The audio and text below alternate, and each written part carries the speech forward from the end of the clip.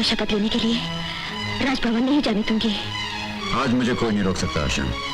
आज तो मेरी जिंदगी का सबसे बड़ा दिन है, वो दिन जिसके लिए मैं मुद्दत से सपना देख रहा था। मैं तुम्हें नहीं जाने दूंगी। मेरी बर्दाश्त का तुम नाजायज फायदा उठा रहे हो आशा, और तुम लोगों की कमजोरी और जहालत का फायदा उठा रहे हो। मैं आखिरी बार कह रहा हूँ आशा, हट जाओ सामने से, मुझे जाने दो। ऐसे तो नहीं जाने दूंगी। पहले मुझे मार डालो, मेरी लाश को पैरों तले कुचल डालो और बाहर जाके दुनिया से कहो कि दूसरे नेता तो कुर्सी तक पहुंचने के लिए कालीन पर चलकर आते हैं, मैं अपनी बीवी की लाश पर चलकर आया हूँ। बकवास बंद करो आशा, हट जाओ सामने से। मैं नहीं हटूंगी। आशा छोड़ो मुझे। मैं नहीं छोड़ूंगी, तुम्हें नहीं जाने दूंगी, नहीं जाने दूंगी।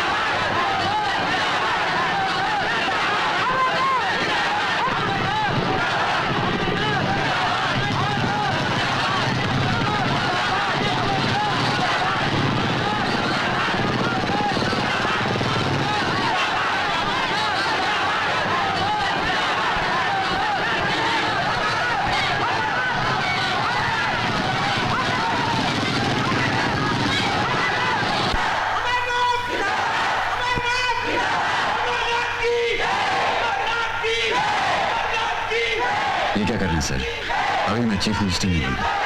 बने नहीं, लेकिन आज आपको शपथ ग्रहण कर देंगे। दिन आ तो गया लेकिन अभी पूरा नहीं। मुझे इस तरह शर्मिंदा मत कीजिए। Best of luck.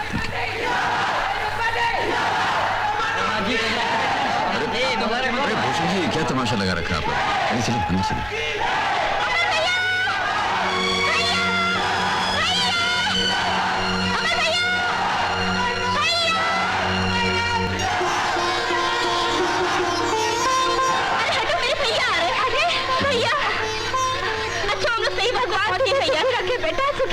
अमर भैया, तुम मुख्यमंत्री बन गए, अब हमारे अच्छे दिन आ गए। अब न कोई गरीब रहेगा और न गरीबी। बस मौसी, आशीर्वाद दो कि मैं अपने काम में सफल हो सकूं। भगवान मुझे कामयाबी दे बेटा। जीते रहो बेटा, जीते रहो।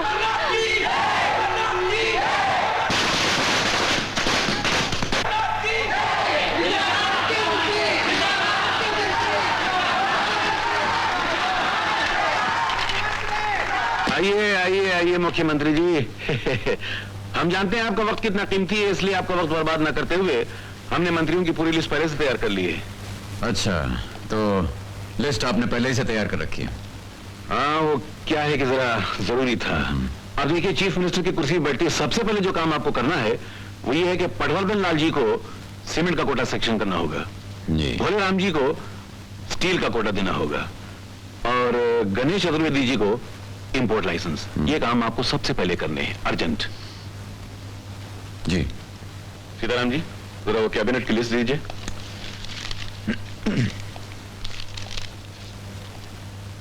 क्यों, कैसा लगा हमारा सिलेक्शन? एक मिनट जरा देख तो लूं। मिस्टर विश्वनाथ। कौन? अच्छा, ये वही मिस्टर विश्वनाथ है ना जिन्होंने एक बार बच्चों के खाने में मिलावट की थी और करीबन 500 बच्चे मर गए थे? उनको बनाया है फूड मिनिस्टर, खाद्य मंत्री। बहुत अच्छे। हमारी रियासत में आपसे ज्यादा लायक इंसान खाने का इंचार्ज और कौन हो सकता है? Very good, very good, excellent. Mister Saraswati Prasad. हाँ, जिनको भाषा की एबीसी नहीं आती, अंगूठा लगाकर काम चलाते रहे ऐसे होशियार इंसान को एजुकेशन मिनिस्टर, शिक्षा मंत्री। ये कौन साहब है? मिस्टर कमलेश्वर राव। हाँ, आप जिन्होंने सारी जिंदगी नकली नोट छापने का धंधा किया है, असली नोटों को तो कभी देखा ही नहीं। आप जैसे फरिश्ते को फाइनेंस मिनिस्ट्री का पोर्टफोलियो दिया गया है। सुभान अल्लाह, सुभान अल्लाह। और विक्टर जयराज, जिनके पास अनिल राज जैसा गुंडा था और जो खुद न जाने कितने कत्लेआम, कितने खून करवा चुके हैं, ऐसे जमाने के हमदर्द को लॉ मिनिस्टर बनाया गया है, यानी कानून मंत्री की कुर्सी से नवाजा गया। वाह जनाब बी पति साहब, सारी जिंदगी जो ब्लैक मार्केटिंग करते रहे, गैर कानूनी शराब बनाते रहे, गुंडागर्दी जिनका पेशा रहा है, ऐसे भगवान के अवतार को एक्साइज मिनिस्टर बनाया गया है।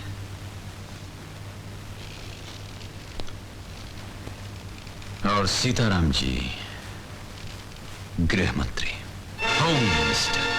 अपने मुबारक हाथों से जिसने अपने दामाद का घर बर्बाद करके रख दिया, अपनी बेटी का संसार उजाड़ दिया, वो होम मिनिस्टर।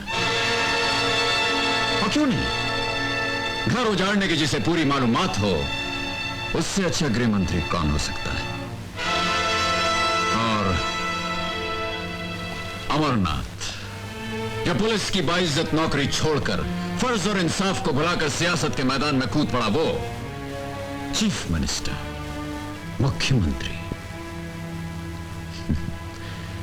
खुद के घर को तो सुखी रख नहीं सका, राष्ट्र को सुखी बनाने निकला है। वाह शंकर नारायण जी, बहुत अच्छे। आपके दिमाग की तो वाकई दाद देनी चाहिए। ऐसे महापुरुषों की सरपरस्ती में यह देश बहुत जल्द उन्नति करेगा। अमरनाथ, क्या है कि इन लोगों ने हमारे गरीबों की पार्टी के लिए लाखों रुपए चंदा दिया है। अब इलेक्शन जीतने के बाद हम अगर इनको मौका नहीं देंगे तो हमारी नाक कट जाएगी, हम इनकी नजरों में गिर जाएंगे। हाँ, आप बिल्कुल ठीक कह रहे हैं शंकर नारायण जी, हमें बिल्कुल नहीं गिरना चाहिए। देश भले गिर जाए, राष्ट्र की गर्दन कट जाए, लेकिन हमारी नाक नहीं कटनी चाहिए। और मैं तो ऐसा समझता हूं कि कुर्सी पर बैठने के बाद ये लोग जितनी जल्दी अपना लगाया हुआ माल सूद समेत वसूल कर लेंगे, उतनी ही जल्दी इस देश से गरीबी हट जाएगी, फकीरी बढ़ जाएगी। रोटी तो एक तरफ, गरीबों को तन ढकने के लिए कपड़ा नहीं मिलने वाला। अमरनाथ बाबू, तुम हम लोग को तारीफ करता है या गाली देता है? कान खोलकर सुन लो, अगर गाली देता है तो अपन तुम्हारा चलन कर डालेगा। हाँ? मुख्यमंत्री है तो क्या हुआ? नहीं मिस्टर भूपति, मैं आप सब लोगों को ये सब करने का मौका नहीं दूंगा, बल्कि मैं आपको और आपके तमाम साथियों को देश के साथ की गई बेशुमार वफादारियों का इनाम दूंगा। और वो इनाम है ये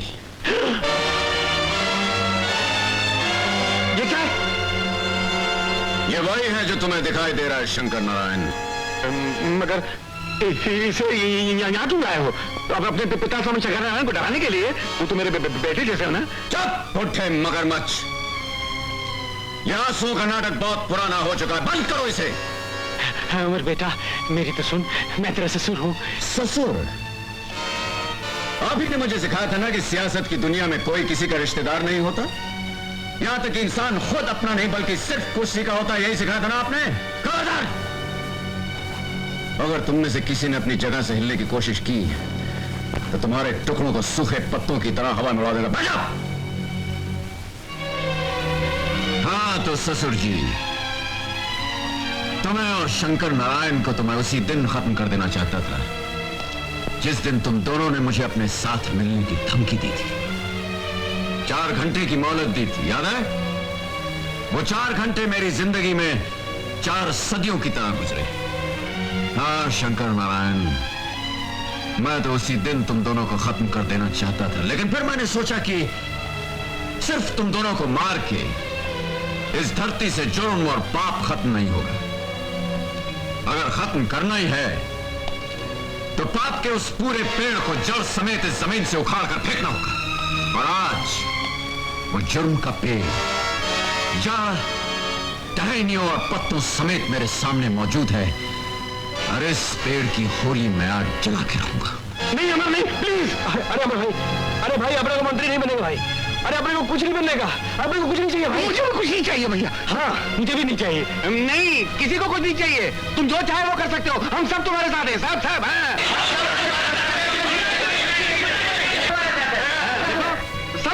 है, जो मन में ऐसे करो, करो प्लीज। अच्छा, अपनी जिंदगी पर मौत की परछाई पड़ने लगी तो शतरंज की चाल भूलकर मेरी चाल चलने पर तैयार हो गए। अब पता चला जिंदगी कितनी प्यारी होती है।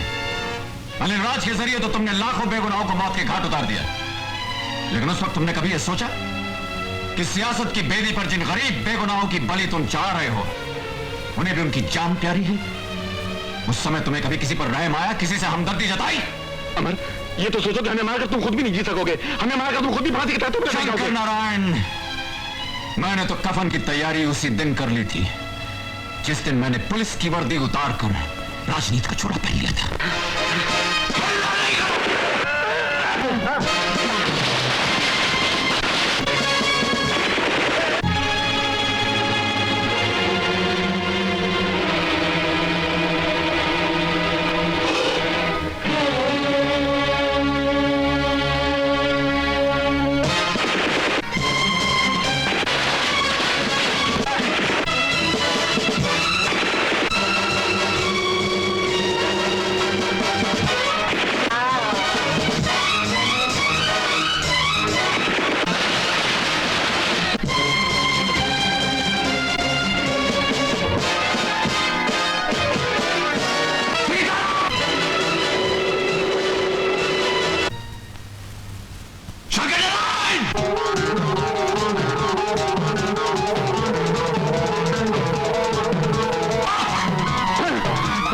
ये तेरी चाल के नाम।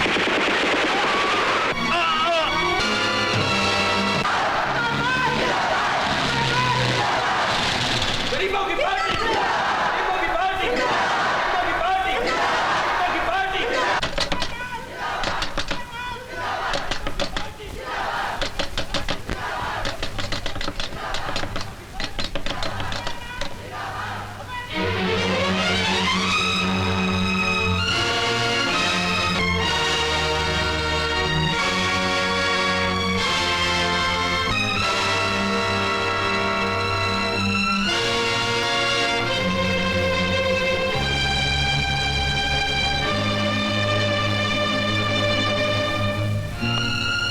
लाशों के इस ढेर को देखकर तुम इतना हैरान क्यों हो रही हो आशा?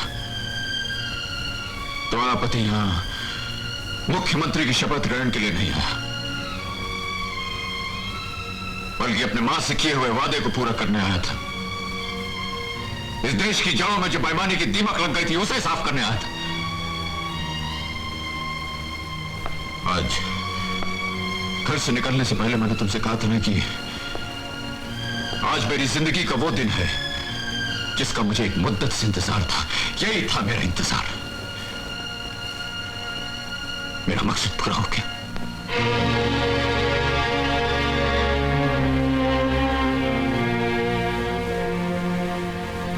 मैं जानता हूं तुम यहां क्यों आई हो आशा। इस रिवॉल्वर की गोलियां तुम मेरे सीने में उतारना चाहती हो।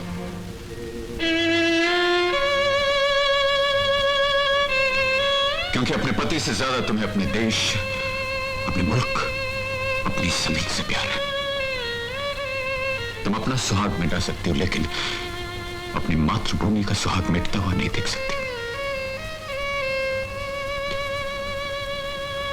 मुझे तुम पर नाज है आशा, फख्र है मुझे तुम पर। तकदीर वाला हूं मैं कि मुझे तुम जैसी पत्नी मिली। मुझे माफ कर दो अमर, मुझे माफ कर दो।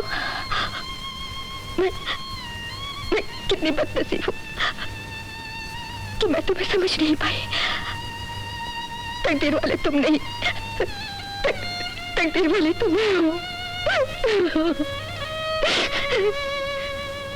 तुम उन लोगों में से हो जिनकी पत्नियां कभी विधवा नहीं बन सकती।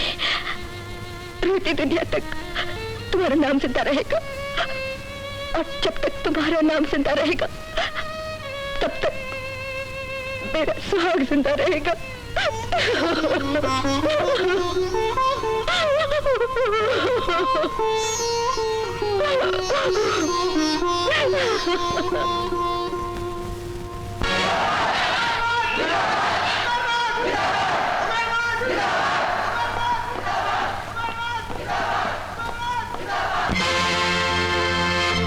I'm sorry, sir. मैं वक्त की धारा के साथ बहता हुआ ऐसी जगह पहुंच गया था जहां मुझे कानून को अपने हाथों में लेना पड़ा। इसके अलावा और कोई रास्ता नहीं था।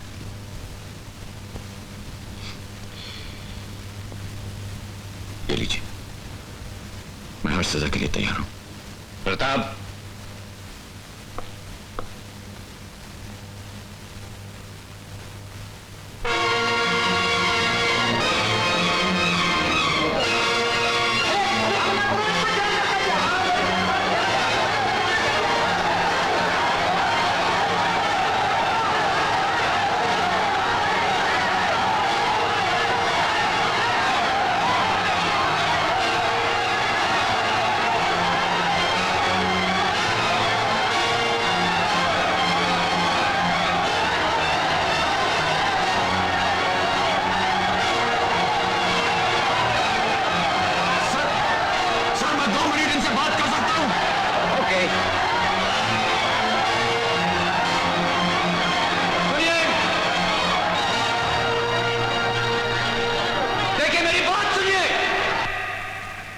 ये हथकड़ी जो आप मेरे हाथों में देख रहे हैं, हथकड़ी नहीं, एक चिन्ह है, एक बंधन है इनकलाब का।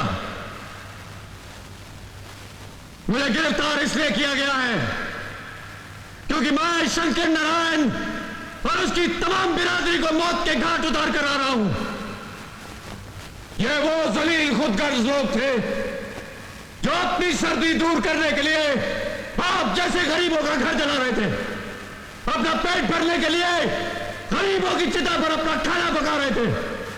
मैं उन सबको उनकी चिता तक पहुंचा कर आ गया हूं। आप पूछना चाहेंगे क्यों? आप लोगों ने अपना विश्वास मुझे दिया, मुझे अपना नेता चुना, अपने दुख और तकलीफों की दुनिया से गम और गरीबी का अंधेरा मिटाने की जिम्मेदारी सौंपी। लेकिन मैंने देखा कि मुख्यमंत्री बनने के बाद भी ये लोग मुझे आपके आंसू पोंछने नहीं दे रहे थे। इसलिए आज मैं इन्हें खून के आंसू रुला कर आ रहा हूं। अंग्रेजों की गुलामी से आजादी हासिल करने के बाद हम लोग जिनकी गुलामी में गिरफ्तार हो गए थे, आप, मैं, हम सब गुलामी की उन जंजीरों को आज मैं काट आया हूं। मेरे लिए तो आज का दिन बड़ा शुभ है क्योंकि जो विश्वास, जो जिम्मेदारी आपने मुझे सौंपी थी वो मैं पूरी कर सका। मेरे लिए मेरी जिंदगी पूरी हो गई, जीवन का एक अर्थ मिल गया। बस एक बात और कहना चाहूंगा कि यह मेरा विश्वास है कि जब जब इस देश में शंकर नारायण जैसे राक्षस अपना सर उठाएंगे तब तब उन्हें नष्ट करने के लिए एक अमरनाथ जरूर पैदा होगा। बोलिए इंकलाब!